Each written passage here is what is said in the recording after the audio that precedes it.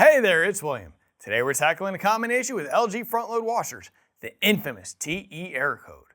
This problem often points to issues with the thermistor and heater assembly or the main control. Don't worry, this is a repair you can handle yourself with a bit of guidance. Now before diving in, take a moment to like this video and subscribe to our channel for more helpful appliance repair tips. With a few straightforward steps, we'll have your washer running smoothly again in no time.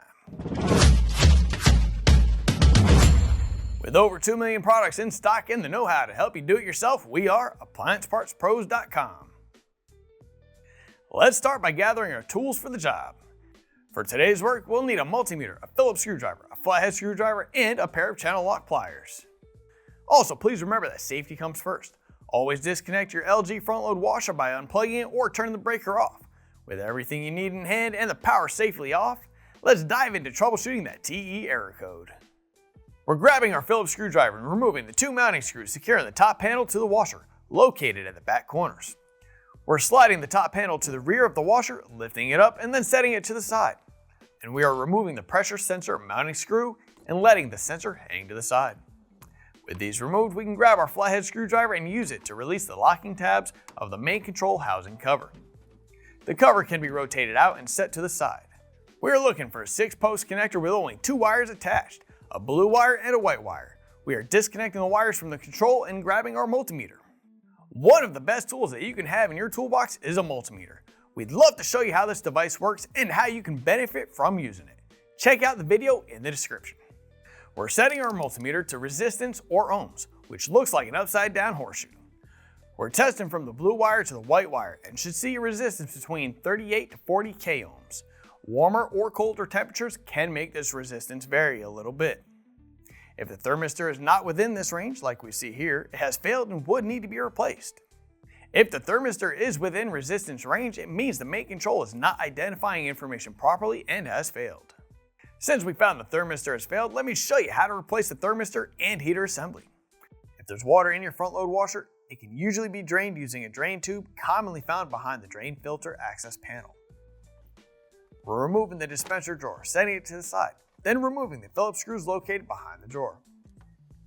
We're also removing one Phillips screw located at the top right-hand corner of the back of the display panel. With the screws removed, we're disconnecting the user interface harness wires, rotating the console forward while lifting, and setting the console to the side. We're opening the door and removing the 2 screws securing the door lock to the front panel. We're removing the door gasket spring with our flathead screwdriver and folding the gasket back. We're also opening the drain pump cover and removing the Phillips screws. The cover can be moved to the side. We're disconnecting the drain tube from the mounting bracket and pushing it into the panel.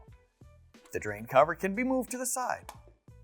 After removing the drain pump cover, we're going to locate the Phillips screw located just behind and remove that as well. Now we're moving to the top of the front panel and removing the Phillips screws. We're rotating the front panel forward slightly, lifting up and setting it to the side. We're disconnecting the wires from the thermistor and heater assembly.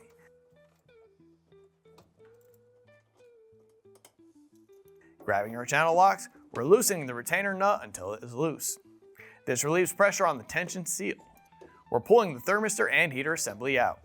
A flathead screwdriver can be used to help get the heating element assembly out, like we see here. Here's the old thermistor and heater assembly, and here's the new one. If you've already got one, great. If not, you can pick one up at AppliancePartsPros.com. We're inserting the thermistor and heater assembly into the tub and tightening the retainer nut until it is snug. We're reconnecting the wires to the thermistor and heater assembly. Reattach the front panel by placing it on the bottom brackets and feeding the drain hose through. Secure the panel with the screws. We're reinstalling the door lock and securing it with the Phillips screws that we removed earlier. Then we're going to refit the door gasket and spring. Then reinstall the drain pump cover. Reinstall the console and reconnect the user interface harness. Secure the console with the screws that we removed earlier.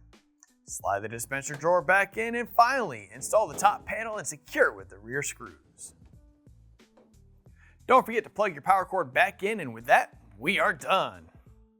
Once you've identified the source of the TE error in your LG front-load washer, whether it's the thermistor and heater assembly or the main control, make sure to jot down your model number and visit AppliancePartsPros.com to order the necessary replacement part.